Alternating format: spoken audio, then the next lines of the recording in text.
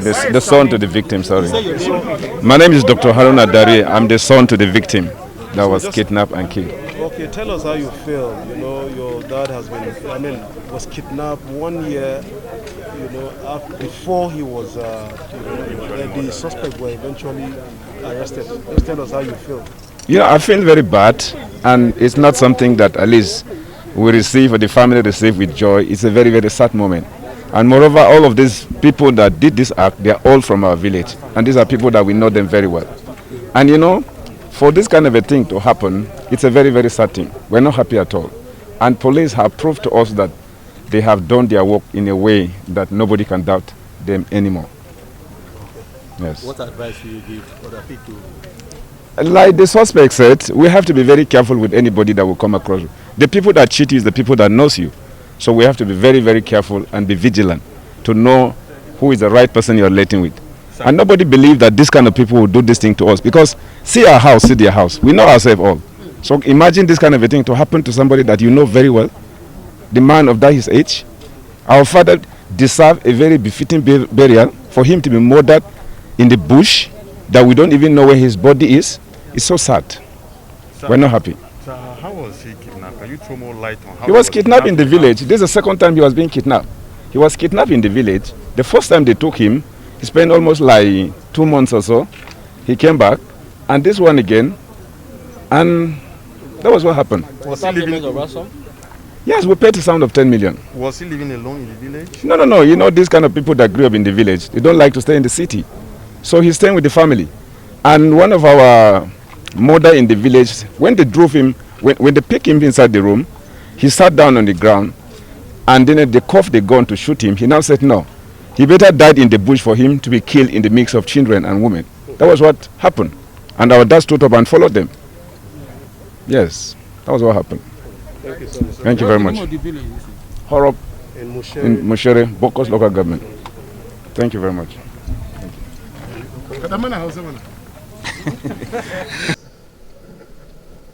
To give you an abridged version of the story. Sunday, you tell us your name, your age, where you come from, who gave you the information about, who recruited you to carry out the crime,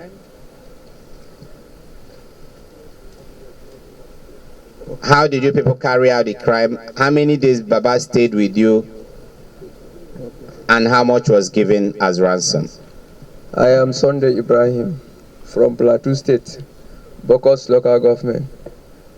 Live at Horop. Sir, this assignment was given to me by Mr. Jetron Gusen. Point at him. Point at him. Yes, by Mr. Jetron Gusen, which Jetro, stand up. Which he clearly gave me the reason which he convinced me about that his son, that's Joshua, got a governor seat. Hold on, I'll help you. Okay. Who recruited you to commit the crime? Mr. Jetron Gusen, sir. Good. What was the reason given by Mr. Jetro for you to kidnap Dariye? The reason he gave to me that his son, Joshua, was one time governor for 8 years. And secondly, was one time senator for 8 years.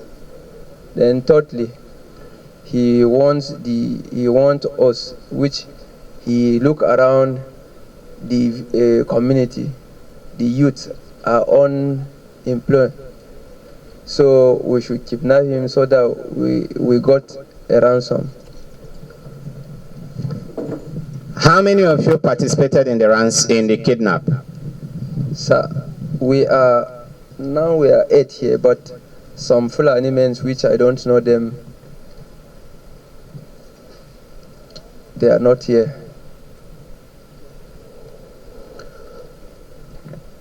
How many days did Dariye stay with you? Okay, he stayed with us about 8 days, sir. Who took care of him while he was with you? Mr. Abubakar. Abu. Who cooked for him while he was with you? He is. Abubakar, stand up.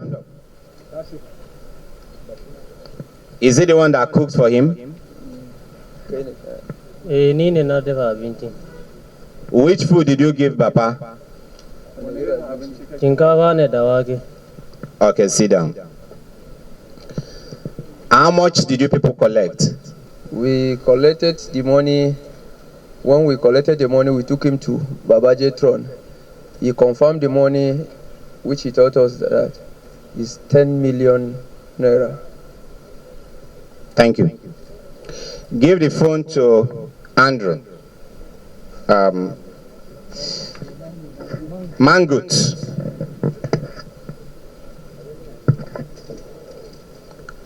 Mangut. Yes, sir.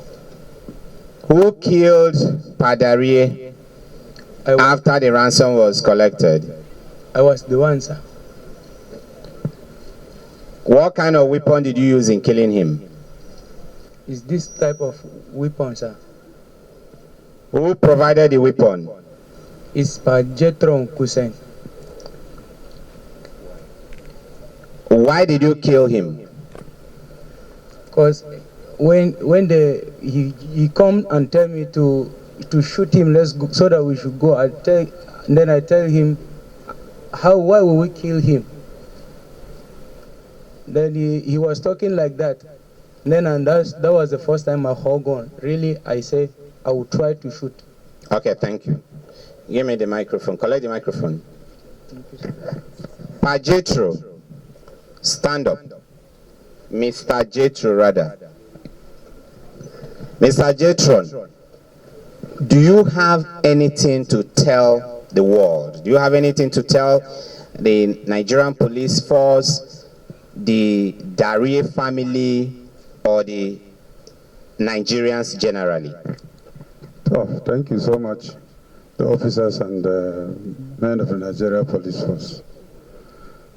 Actually, I was the one, I was trying to say some things, and if you give assignment and the children are going and mess up or they do something, all the blame will go to the person who give the job. I was trying to deny, do something. I asked all of you to forgive me. So I give the job to these children and they went and mess up. My mission was not for them to kill him after collecting ransom. Actually, it is not in my mind. So it has happened. We will ask the police to forgive, the family to forgive, and everybody who is here, because it's not good when you collect the ransom and you kill the person. So children have done their own. There's nothing we can do. Thank you so much.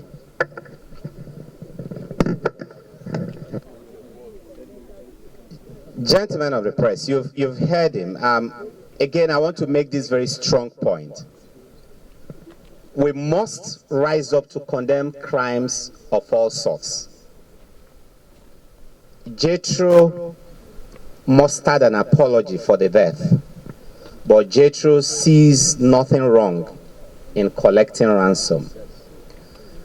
This should be a lesson for everyone out there.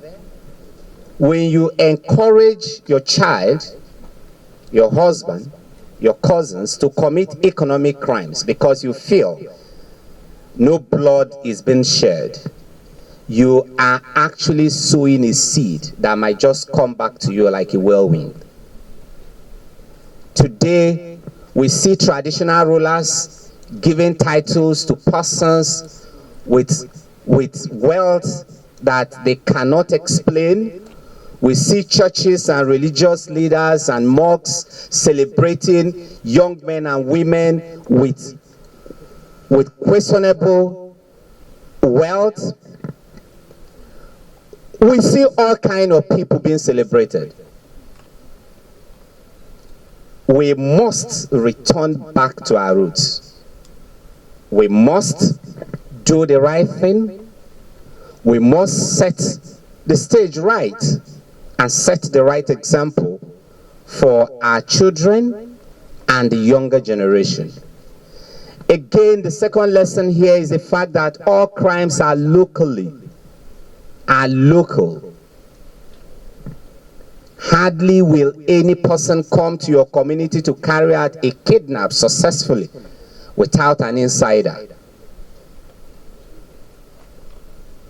Investigation here has showed clearly, investigation into this case has shown clearly that the bulk of the people who conceptualized the idea of this crime, planned it, and executed the crime are all persons who are known to the Dariye family. And so we must watch the people around us. We must be our brothers and sisters keepers, and we must begin to interrogate our socialization processes, the roles of our family, the roles of our school, the roles of the church and the mosque, the roles of our social institutions. We will proceed, tidy up the remaining aspects of this investigation, and charge the suspects to court appropriately. You can move them.